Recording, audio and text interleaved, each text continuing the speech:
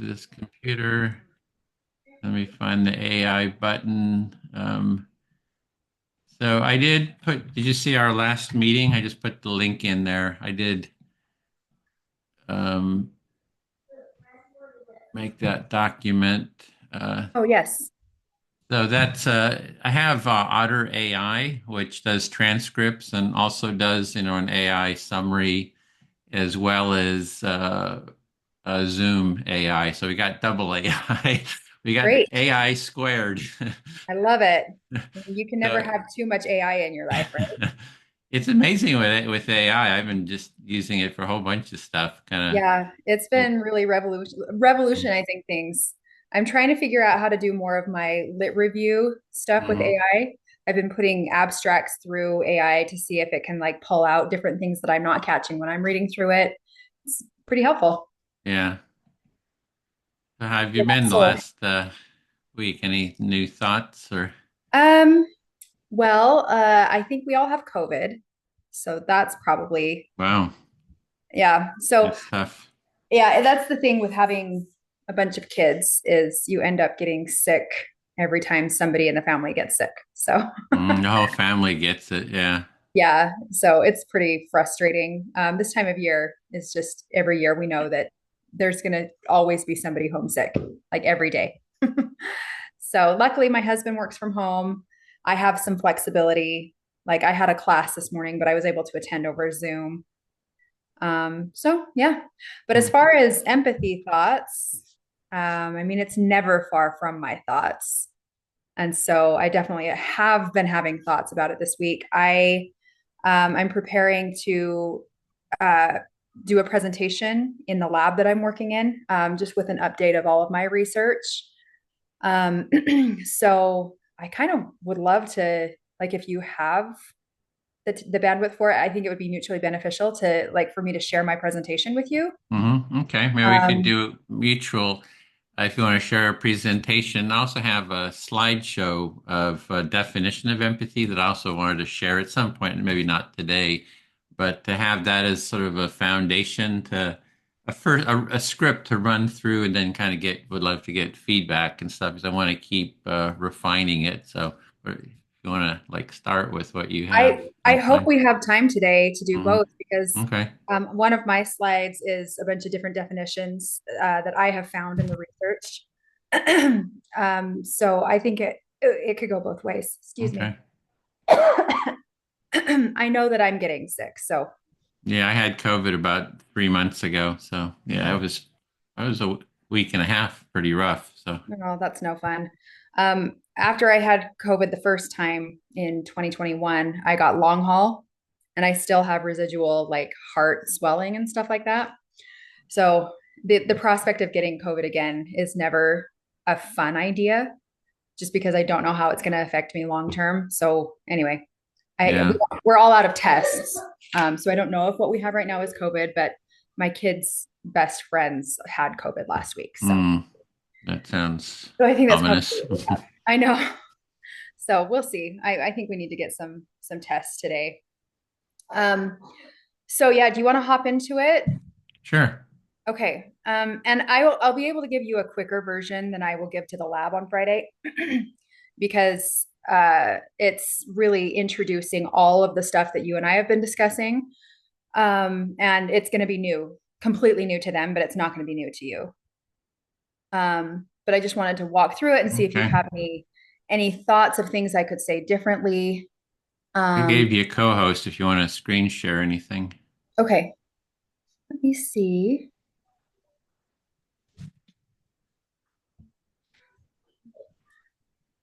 That's not the one.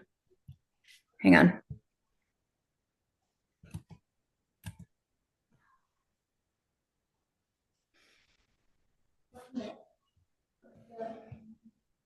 And I haven't completed this presentation as well. I didn't realize I would have such a hard time talking today. So we'll see if I can make it through the whole thing. Okay, are you seeing empathy, a synthesis of historical and current understandings? Okay. Uh-huh. Okay. Yeah.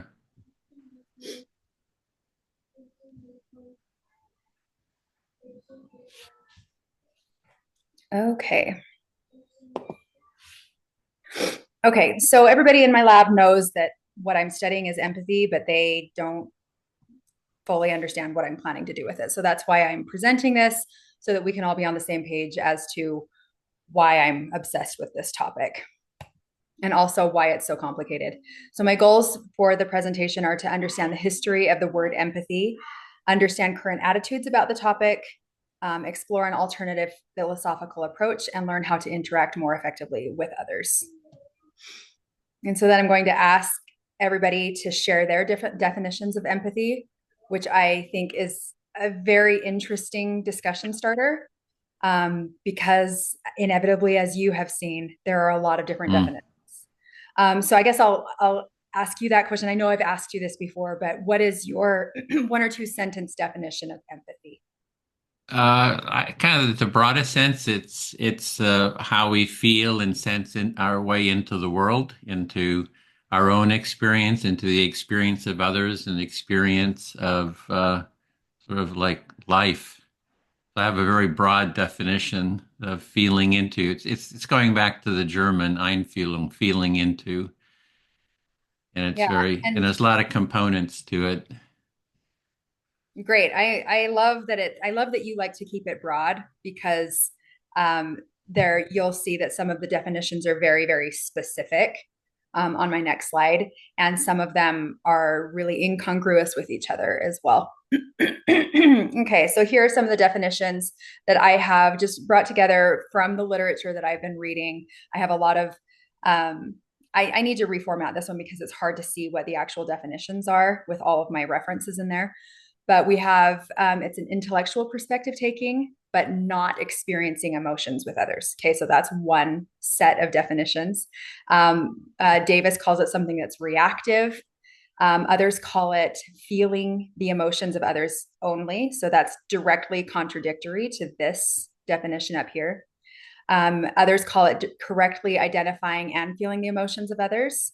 So that is contradictory to this because they say that it's just feeling the emotions. This is also including in it the correct identification of the emotions.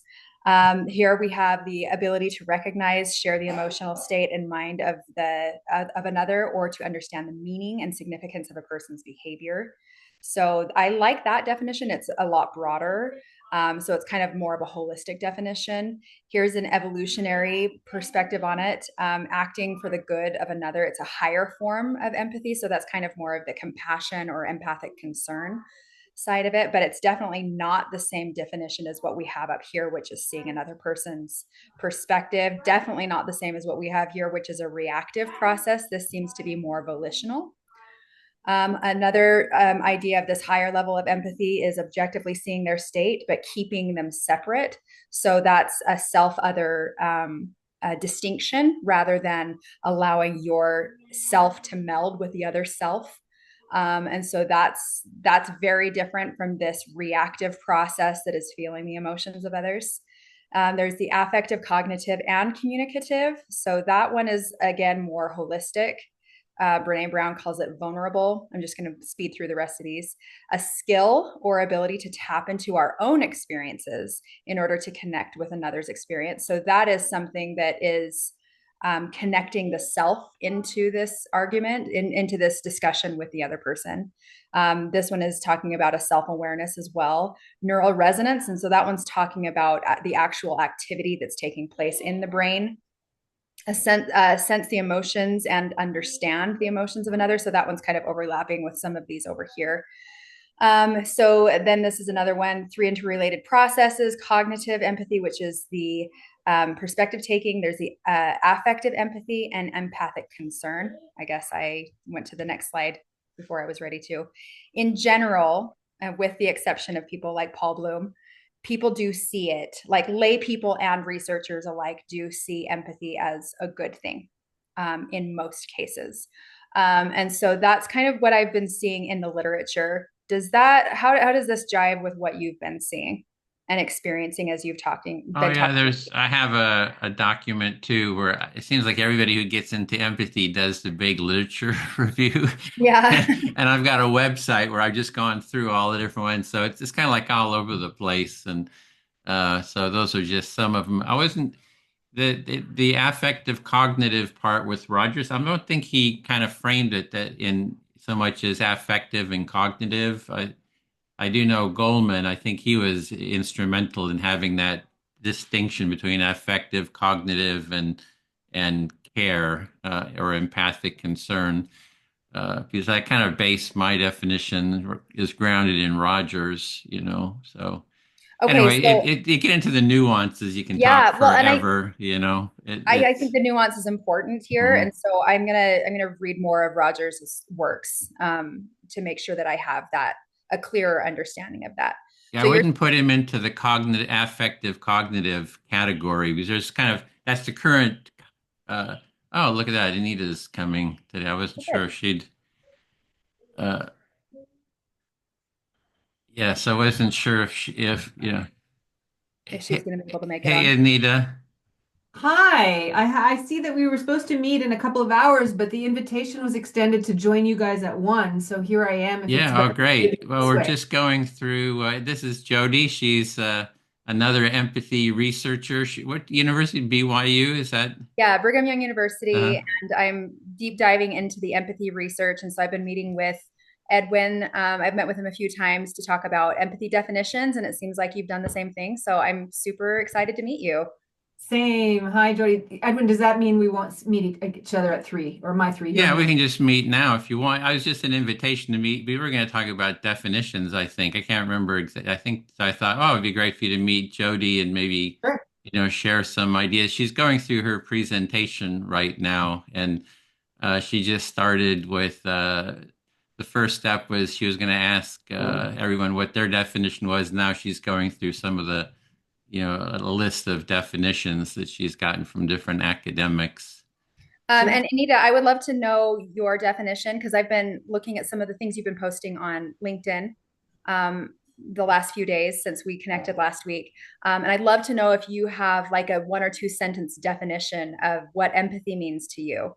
I do, but I don't want to interrupt you. So maybe No, once you. that's this is a discussion here. I can even go back a slide so you can see. See, I want to Okay. know. I want to know. So a lot of my research has been qualitative work, asking different people with different backgrounds how they define and how they apply empathy in their lives. And I've been finding qualitatively and also from the literature that it's a mixed bag. So I'd love to understand what your Sure. definition is. Sure. So the way I describe empathy is not a pure definition, as in a dictionary definition, but sort of for people um, to relate to the word empathy. So what I use is it's the innate trait that unites us in our common humanity. So empathy is an innate trait that we all possess that unites us in our common humanity without, and I always have a little caveat or a little asterisk, without denying or discounting lived experience. So my understanding of empathy is on a continuum where I have pity, sympathy, compassion, and empathy.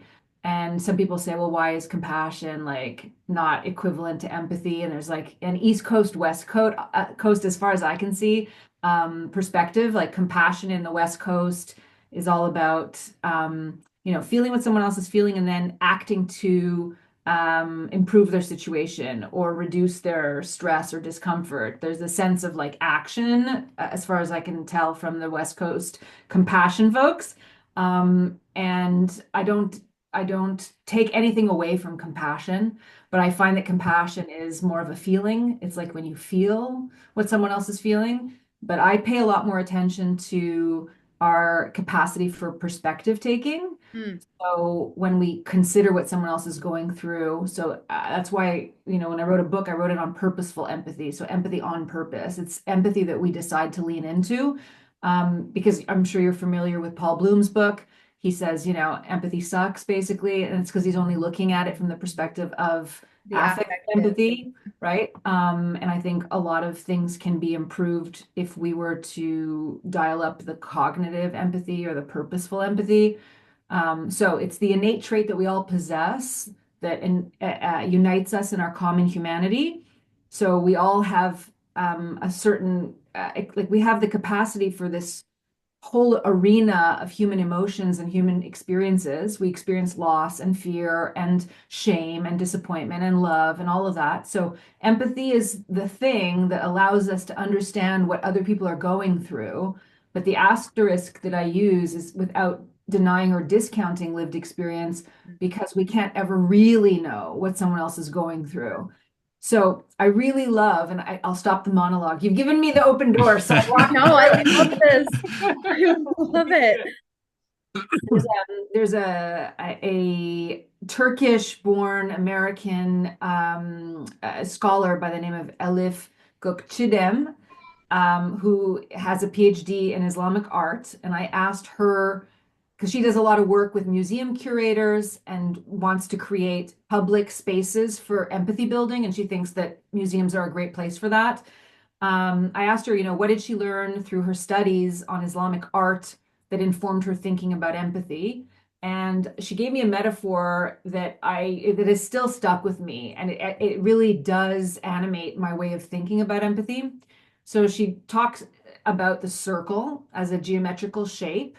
All other shapes like triangles like are three lines, and then you can put four dots on a piece of paper and it makes a square or a rectangle or whatever that shape is that's on a, like a diagonal. And then she gave the metaphor of like you drop your paintbrush into a can of paint and then you splotch it onto the wall and it's like 100 different spots of paint. And if you connect them all, they don't have a a name to that shape, right? So we have some shapes have names and some shapes don't have names.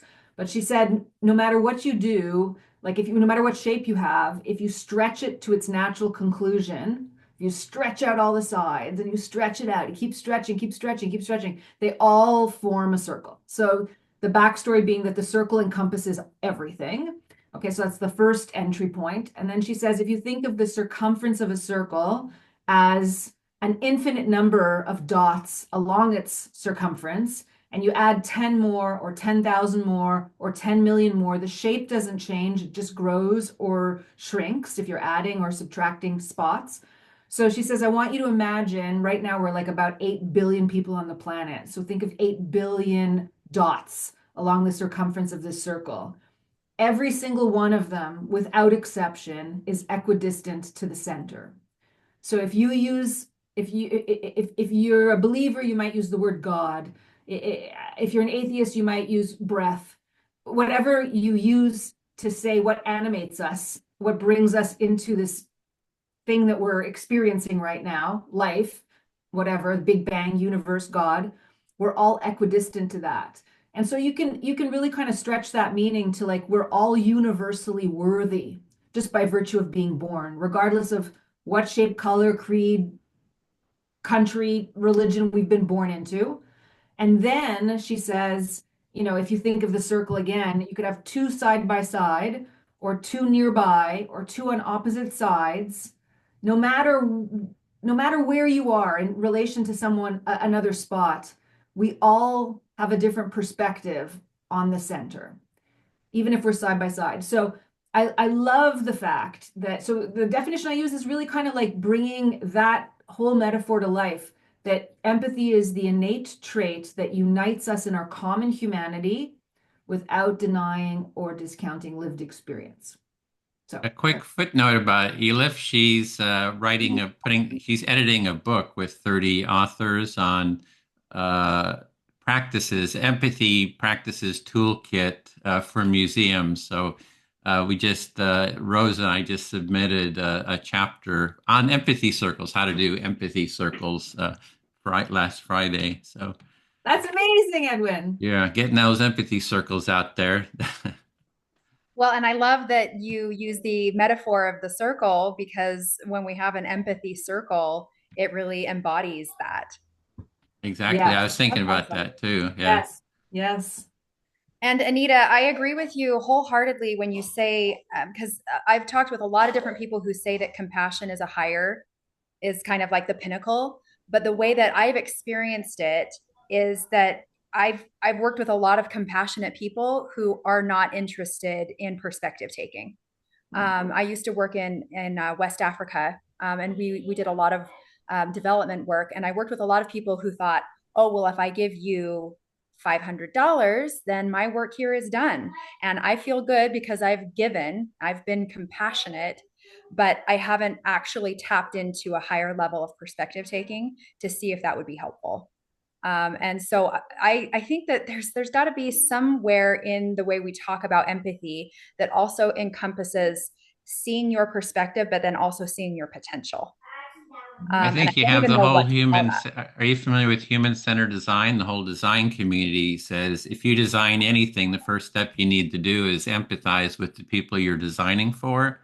So I totally disagree with the compassion folks that only compassion is an action oriented. So I'm in agreement there with what you're saying. Well, this is, like I said last week, Edwin, I'm really excited to meet like-minded people in this space, especially when it's so weird that we have so much debate about the definitions of something that should be bringing us together in that common humanity. We're talking about something that's supposed to bring us together and we're fighting about it. I don't understand it. It's okay. One of the things, because I knew I was going to have this call with Edwin. I wasn't sure I was going to meet you, Jodie, but it's so delightful to meet you. So thanks for letting me crash your party. Um, in Inuit language, so Canada has a big Inuit population up north. There's about 50 different types of snow. So we call snow, okay? But they see all kinds of snow. And even we do. I don't know where you're located, Jodie. Where are you on the Yeah, planet? I'm in the Rocky Mountains. Okay, so you know snow a little bit? Yeah, Yeah. and my husband is a backcountry skier, and so we were actually just talking about the different names of snow last week. Right. But they were terms that I didn't knew those terms. Right. So I feel like it's interesting coming from a culture where there's a need to understand the different types of snow because like a slippery snow is different than a wet snow is, like you'll dress differently, you'll bring different equipment depending on the type of snow. I think it actually is maybe a little bit I'm being provocative.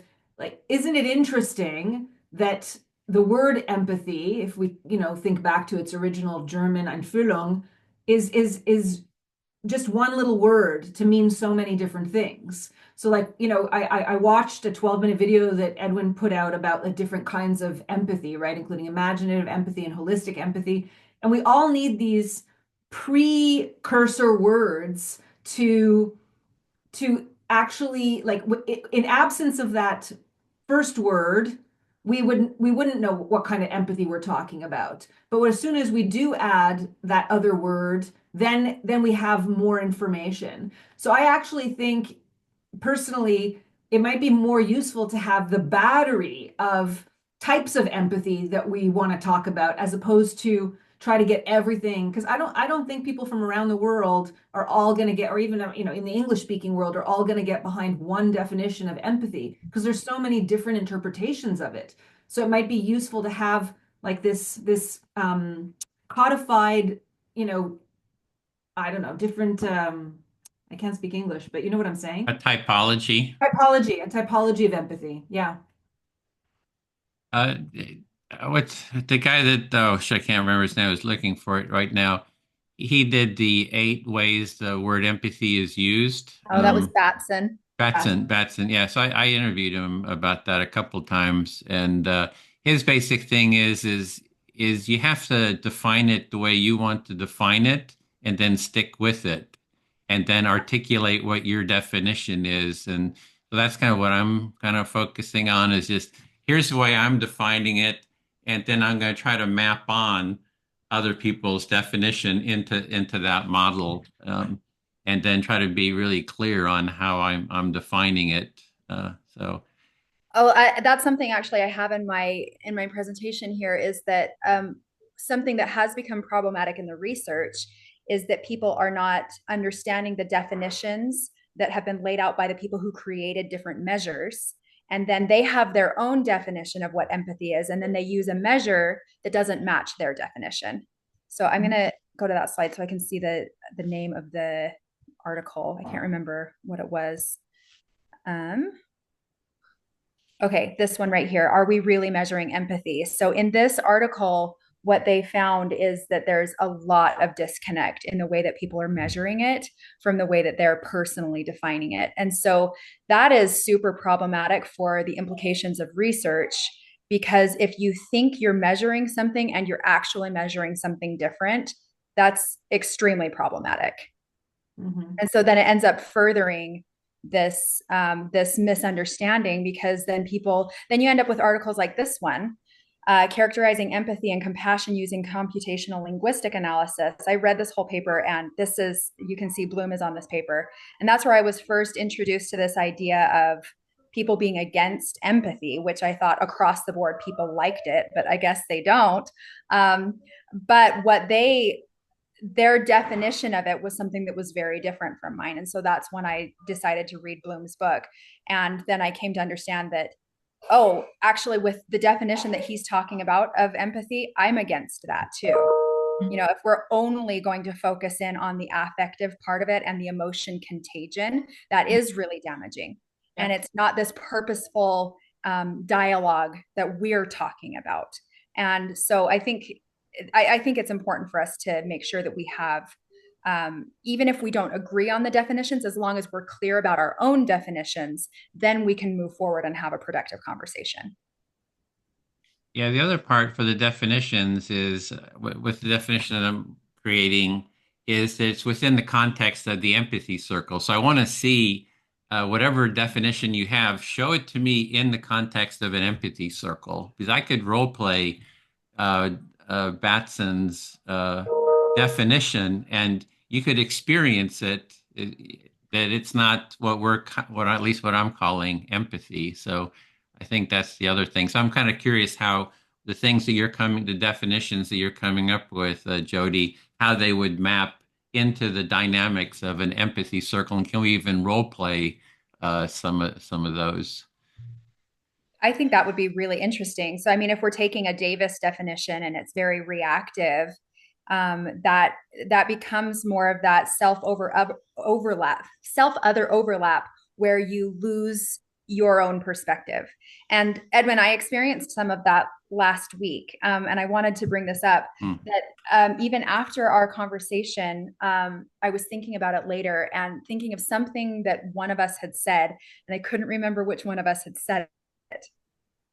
And so I realized in that moment that I had experienced a full self other overlap, where if I were to take one of those, one of those measures after our experience that has the two circles to see how far they overlap, I would say that our perspectives were 100% overlapping, because I couldn't remember if you had said something or if I had said it, because I remembered myself saying it. And I, Oh, if I was repeating it after you or if it was my original thought. And so I think that's an interesting thing to bring into it when we're talking about the empathy circle is uh, if we already are closely aligned in our perspectives, then we repeat back to each other. Then we find that we're 100% the same perspective. And obviously, it's always going to be different, like Anita was saying, because we're two different points on that circle. But I would have to wonder, what does that look like? Because you've experienced so many of these very polarized conversations with people. How much do you find that their circles overlap with each other after they've experienced the empathy circle? Like, I would doubt that it would be that 100% overlap like I experienced, but would you say it's probably more than it was before they got into the conversation? Would you say they overlap like yeah, 50? when you reflect what someone is saying, you have to take it in. You take in the energy into your consciousness. So there is a sense that it kind of bridges that wall, perhaps. So, but it does also support a self-other distinction because I'm reflecting back what I'm hearing you say. So it's not necessarily emerging in the sense of losing yourself. Mm-hmm. I find it creates a sense of self because I'm reflecting what you say. So I know it's you who's saying it. So I actually think it helps with self-other distinction. Uh, Yeah, I'm Yeah. just saying that that's not how I experienced it last Yeah. week. Okay. Like I'd watched several of your videos where people were experiencing it, but I hadn't actually experienced it myself. And so when I went through it, you saw it happen a couple of times where I lost my train of thought, Hmm. where I didn't even remember what I had come to say because I was so engrossed in just listening and reflecting back what you were experiencing. So I just thought that that was an interesting like insight that I took away from it, that that self other overlap can be So really powerful. you were losing some of your self-other distinction. Yeah. So by reflecting it back. Oh, interesting. Yeah. So I don't know if we want to say that's a good thing or a bad thing. I don't know that I'm like trying to valence it with any positive or negatives. I'm just saying that that's what I was experiencing.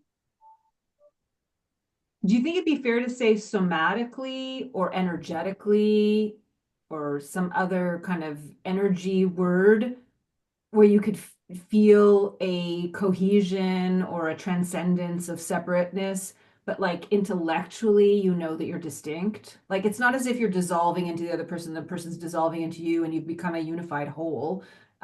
You still know rationally that you're distinct people, but Mhm. there's a sense of common ground that has been created through that process. Yeah, and I think that this is also a process of learning. And as you learn more things, you tend to forget where you learned something, and it just becomes part of how you see the world, right? And so I am a conglomeration of all of the perspectives of people that I've learned from. Mm-hmm. And really, when I look back, I think, oh, I know this thing about empathy. I can't remember where I read it or I can't remember who said it, but it's something that has made an impact on me.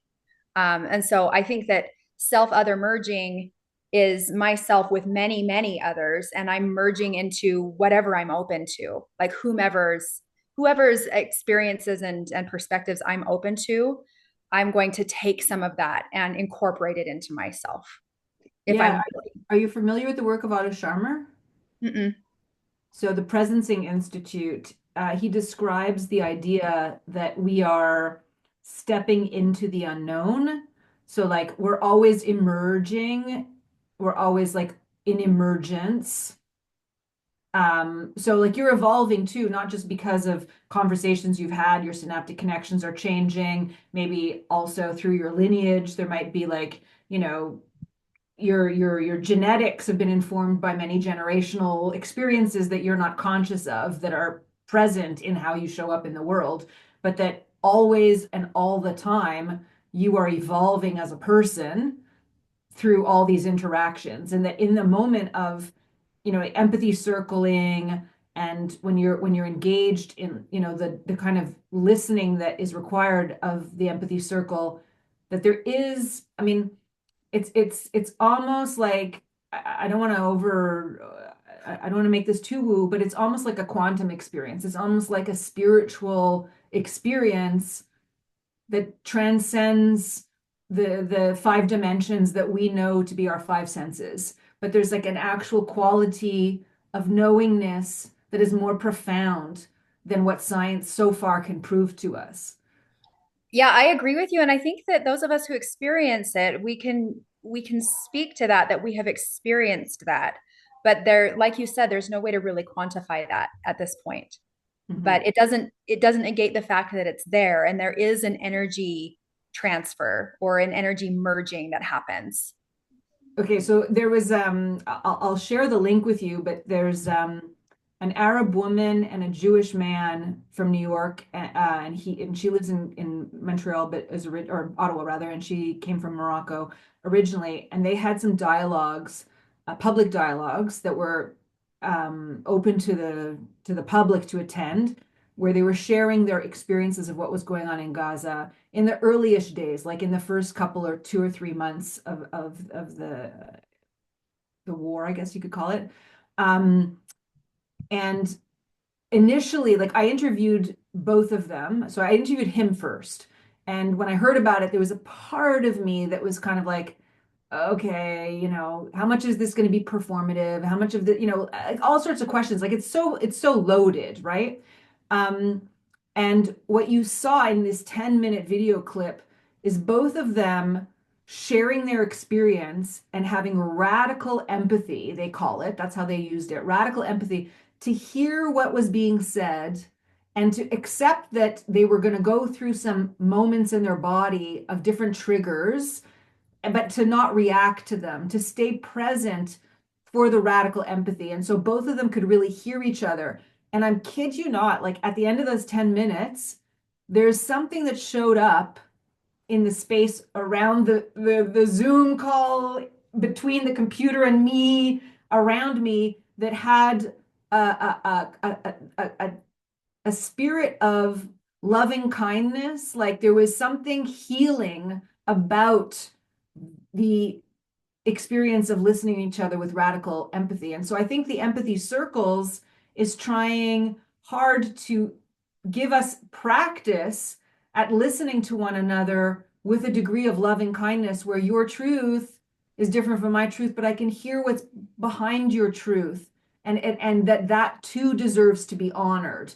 Even though we have different historical perspectives and geopolitical perspectives and whatever. So I don't know what I'm going on about, but I think that empathy is like a gateway to a higher level of consciousness that we can tap into. I think that's the bottom line I want to Yeah, say. that It's very transcendent. or seeing our common humanity is the term I use. You start saying, oh, actually, there's a lot of similarity between you and myself. But I do like that self-other distinction. And I think that, like in four people in the circle, I find that that helps. Like instead of losing myself in terms of speaking with someone, by having two other people in the circle, I get a reflection from them, Hmm. and that helps. Having three perspectives on myself helps me sort of with my own identity. Because it was just you and I doing the active listening, Jodie, that it's like maybe easier to kind of get lost in, oh, where's my boundaries or something like that. But having multiple people to give you that perspective to reflect back, I mean, at least for me, gives me a sense of more of myself. Yeah. Yeah, I appreciate that. I'm going to go forward in my slides if you don't mind, just to show you some of the things I'm planning on sharing on this. This is an interesting quote here. Progress is often hindered by poor communication between scientists, with different people using the same term to mean different things or different terms to mean the same thing. The potential for such semantic confusion is greatest with interdisciplinary research. So that goes along with what we were talking about. So I'm going to talk about some of the history of the term and talking about Einfühlung and how that came into Western thought. Something that I think is really important about this, and I wanted to get your feedback on this, is that when we're talking about feeling into, this is a volitional human being, or as Martin Heidegger would call it, Dasein. Are you familiar with that term? So she's able to think about herself as an individual, as a being, and she is projecting her feeling onto the art. And so that's where this idea of Einfühlung comes from, is that aesthetic perspective. But I see it as problematic when we bring that into psychology, because it really is demeaning to the other person. It kind of turns them into an object. So we've appropriated it, and then that's really led to a lot of these people who are against empathy, because it's me projecting my thoughts, and it's still about me. Like we have an inflated sense of our own self, and we really want to, hang on, let me go to this next slide. We want to focus on the self in our research in psychology, whereas I come from sociology, where we're really more focused on what happens between the two people and or between the groups. And I think that's an important distinction there. When we have this inflated sense of self, then we really diminish the other person. But I also, like, in light of what we're talking about here, where I experienced where I lost myself in the empathy circle, I don't want it to become a flip-flop where we aggrandize the other and we lose ourselves in the process as well. So maybe we're better off without using the term empathy is kind of one of the ideas that could come out of that. I'm not saying I agree with that, but if we were the philosophical writings of these different philosophers, most of them are German. So Edwin, there you go. All good things come from Germany. But if humans as more than just objects, and we need to recognize that there is no way that we will ever fully understand another person. And we need to fully respect that rather than saying, well, we can't understand them, so we demean. We recognize, as Buber would say, that it's an I thou um, conversation rather than I it. So it's bringing the I and the or the self and the other to the same level playing field. And so this is kind of what I am seeing from our conversation here and from the empathy circle experience and from the philosophical writings, that the empathy is something that happens in between the people, like in between myself and between you. And I quoted you here, Edwin. You can see that. Where if we think that there's a problem with empathy, like empathy is not good for us, that actually shows that there's a lack of empathy that's happening in the in between, right? Like we've created an atmosphere of empathy where some people say, you know, I show empathy, I listen all the time, and there's nothing reciprocated, and so empathy isn't doing me any good.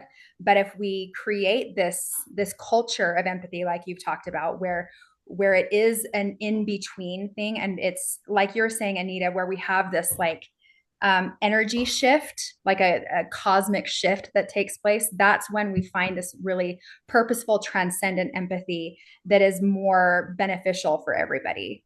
And so I do have lots of issues with the way that different people have conceptualized it and put it into boxes.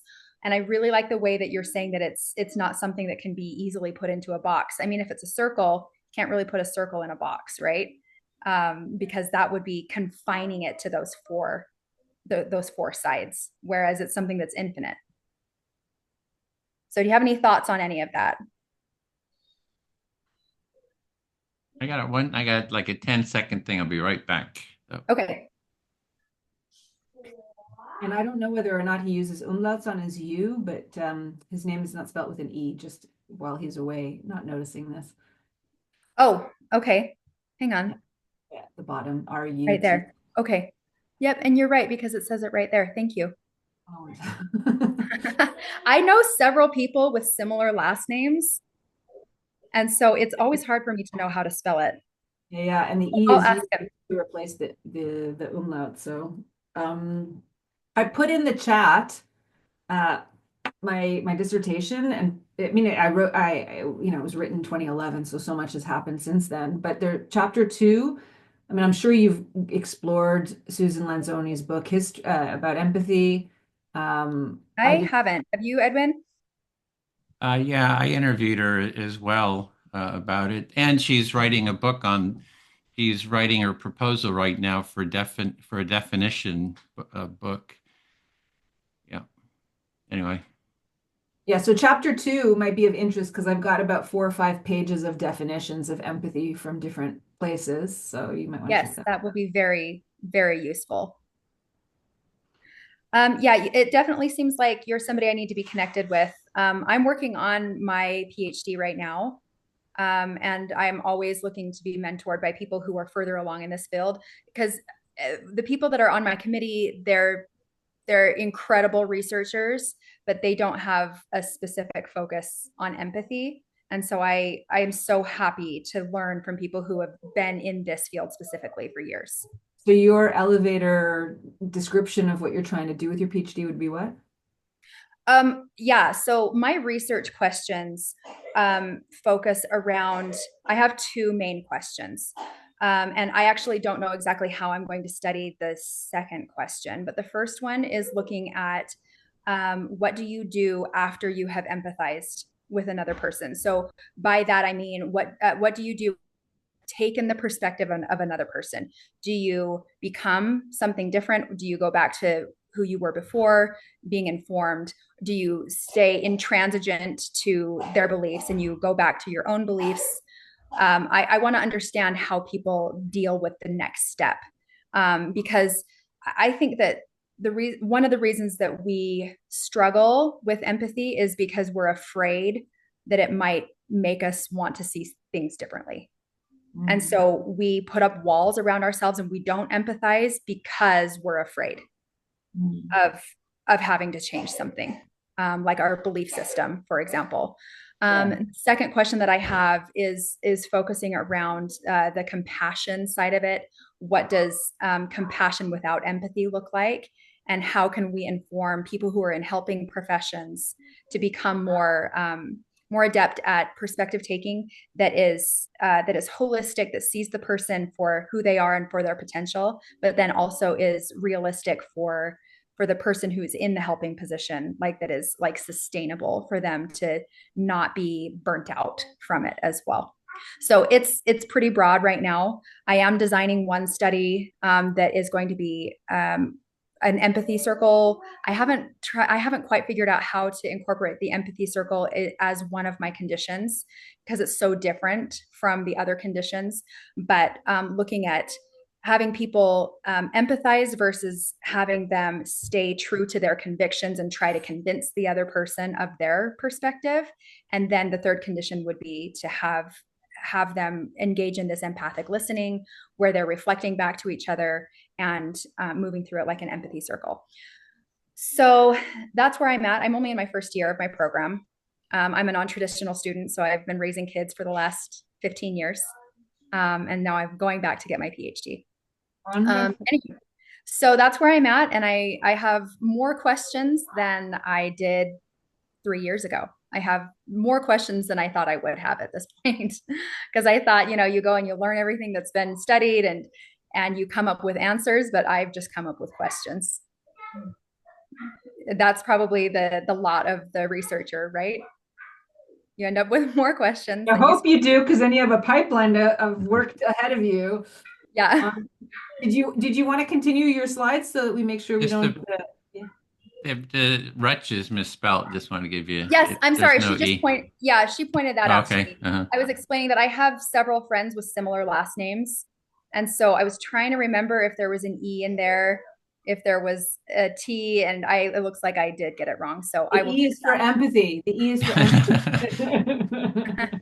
So are you saying take What it out? what about self-empathy? Do you have that as part of your model? No, and there's not enough time to go into all Mhm. of that, but that Okay. is something that I think is important, especially when we're talking about self empathy and self compassion, because the research that I've read about self compassion allows you to save space for that common humanity. Like it allows you to have more compassion for yourself when you recognize that there is that connection between what you're experiencing and what other people experience as well. So there's just not enough time at this for this 1 hour discussion that we're going to have on it. But yes, I definitely think that there's an important part of that, and that's a lot of the interviewing that I've been doing has been asking about that as well. So I'll get into it, but um, let's see. Oh, okay. I wanted to say that I have issues with the empathy altruism hypothesis, and I wanted to ask your thoughts on this. Okay. So the way that I understand it is he lays out those 8 different kinds of empathy. And he asserts that the only version of empathy that leads to this altruistic motivation is empathic concern. So if we kind of look deeper into that logic, if you have an altruistically motivated form of empathy, that leads to an altruistic form of empathy. That's kind of, it's almost like a circular logic thing that he is getting into there. And maybe I'm misunderstanding it, but as I've read his papers, I don't understand how he distinguishes between empathy, this empathic concern, and altruism. Do you have any thoughts on that?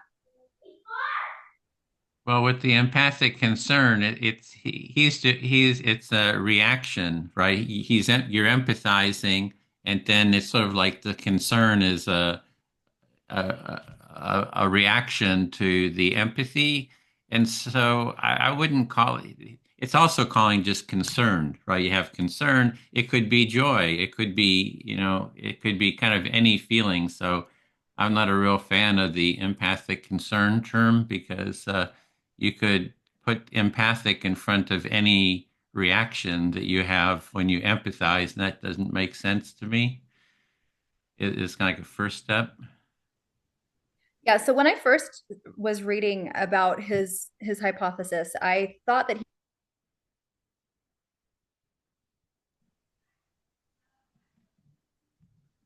Edwin, is of she? ego. Yeah, she just froze. Oh, you just froze there, Jody.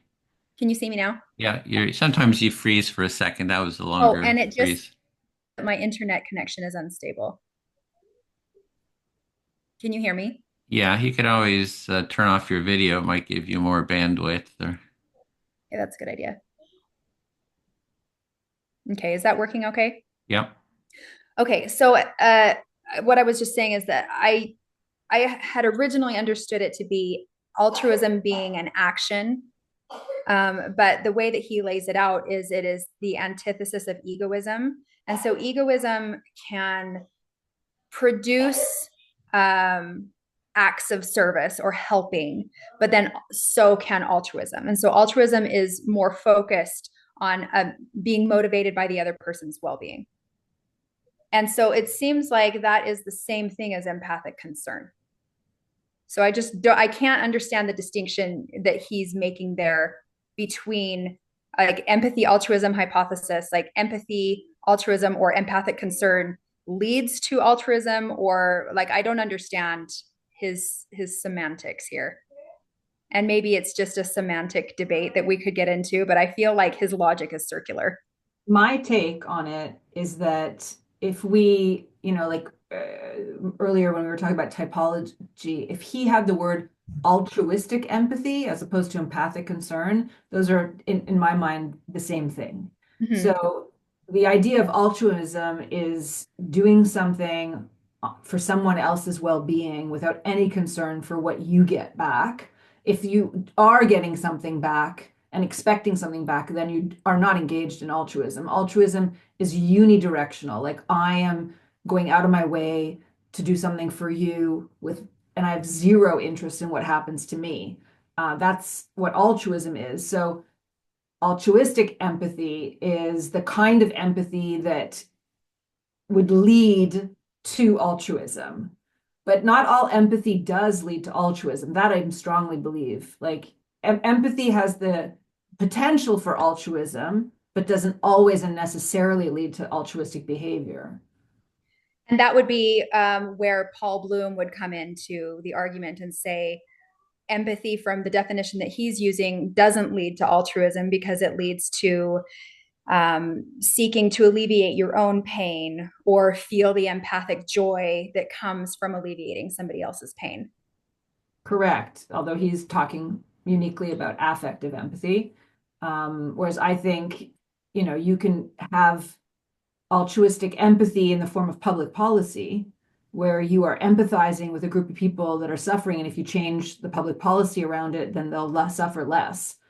And that, I mean, I'm hoping that that's part of the work of empathy too, that it's not just only interpersonal, but that it also So, has social benefit. so what would you call that when you're talking about empathizing with that group and then doing something to fix it? That seems like that's a separate step. Like it, Yeah. yes, it's part of empathy, but it's an action oriented step. Yeah. I call it purposeful empathy. I like it. I like that term a lot. So And the other part is that like with the definition he's talking about in altruism, how does that play out in an empathy circle? Like, can we point to where do you see altruism or empathic concern happening in an empathy circle? Like, or it can even role play it. If someone's sharing something that they have a real struggle, right, in their life, and they're sharing it, and then you as the listener are listening to it and reflecting it back, at what point does it become altruism or concern? Like, I might hear somebody dealing with some difficulty in their life, and I reflect back, well, I'm hearing you have this difficulty, but I also feel I'm being present with them, but I also have some concern about their well-being. Uh, yeah. So anyway, it's really trying to get this kind of concretized in the dynamics of an empathy circle, because I think you can kind of show that it's like somebody say, "Oh, I'm really having a real struggle in my life. You know, my relationship is just in the pits, and I'm just so depressed. I want to kill myself." And then the listener can reflect back. I hear you're really having a struggle. You're thinking of killing yourself, and then I might feel some concern, but I'm kind of just not acting on the concern. I'm just listening and being present with the person. Versus instead of reflecting back, saying, "Oh, I'm going to call 911 or something like that. I'm going to take action." So I've stopped kind of being present with you and reflecting back and what you're saying, being with you. So you know what I'm saying? Like, what are the nuances there of the differences? Because a lot of time the action, I mean, a lot of people will say, "Oh, empathy is neutral," right? And I don't see that. I think that the empathic being present with someone in their distress or whatever is actually very healing in and of itself. You don't Yes. have to take an action of call 911 or something like that. Just being with the person, and that's actually the thing. Any suicide, prevention center, that's what they're doing. Is they're just being present with the person, and so yeah. So anyway, yeah, if you can. I think what it allows, Edwin, is a person a sense of agency that they don't need to be taken care of. Like the act of standing with or hearing or listening to or holding space for, that is the altruistically motivated. Yeah. And they can request something too. They can ask for something instead of you just kind of projecting your solution, calling 911 Yeah. on them. They can keep being heard until they come to a point that said, "Oh, yeah," they can actually make a request of what it is that they want. So you're more nuanced, responding to what would actually be helpful for them. There's so many times I share something with a friend and they give you all this advice. And it's like, I don't need all this advice because you think I'm stupid and haven't thought of all this before. So, Right. And I think that that's where the problem of being compassionate without being empathetic comes in. Because if you are just trying to fix people's problems, it can be very damaging to them if they, like you said, if they have already thought through that, if they have the capacity to fix their own problem, and somebody swoops in to take care of it for them, it takes away their dignity. And so I can see that as incredibly problematic if we're seeing compassion as the pinnacle of this continuum, rather than an empathic form of holding space for them and being compassionately present with them. I think that I think we can't say that one is better than the other, because even as we've been discussing, we've been talking about a compassionate form of empathy or an altruistic form of empathy where you're willing to be with them, be present with them, and also help them make it to the next level. well, there is the aspect of the mutuality of it because it's a pleasant state to be in and to relate with people with through an empathic state. It's like, hey, I'd kind of like to live my life in this empathic sort of a world. So I don't see myself as being altruistic when I listen and am empathic. I'm kind of doing it just because that's the shared kind of reality I'd like to have. Yeah, that's a And good point. It is mutually beneficial. it also reminds me of these two words. So Ubuntu out of South Africa and Namaste out of India, where Namaste is the light in me sees the light in you. I think that's the loose English translation of the Sanskrit word. And then Ubuntu means, I am only because you are. And so there's like a relational aspect to it. I think that's really important what Edwin just said. Yeah, and I think if you look at it from a developmental perspective as well, you only have your sense of self because of other people around you.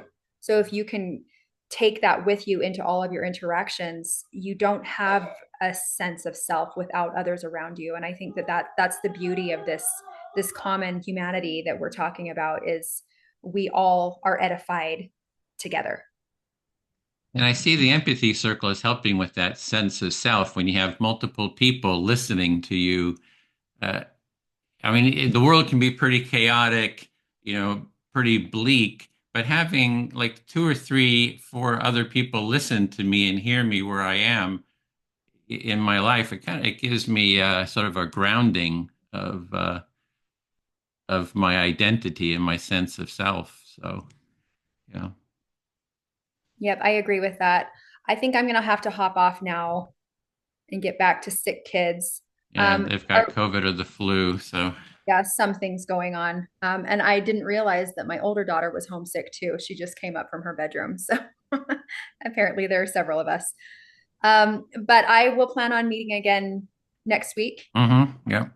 And It's a Anita, I would weekly. love We're to think, meeting weekly to discuss the definitions. That's yeah.